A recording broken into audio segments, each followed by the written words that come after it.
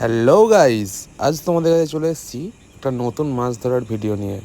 তোমরা হয়তো অনেকেই পুকুরে মাছ ধরা দেখেছো, নদীতে মাছ ধরা দেখেছো, কিন্তু আজ তোমাদের এই গর্তটা থেকে কীভাবে জল মেরে মাছ ধরা হয় সেই ভিডিওটা তোমাদের দেখাবো। এই দেখো, অলরেডি জল অনেকটাই মারা হয়ে গেছে।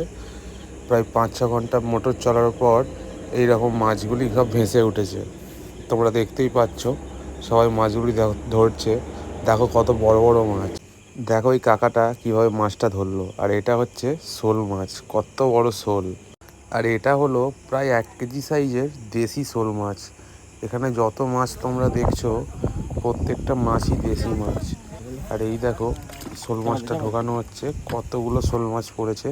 আর আজকে তোমাদের শোনাবো শিঙি মাছের ডাক কেমন হয়।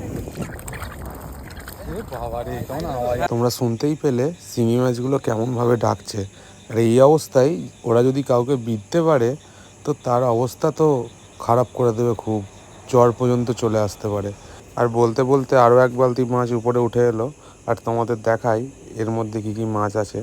তোমরা দেখতেই পাচ্ছ তেলাপিয়া, কই, আর বড় বড় কই মাছগুলো দেখেছো, একদম পুরো লাল লাল কই মাছ।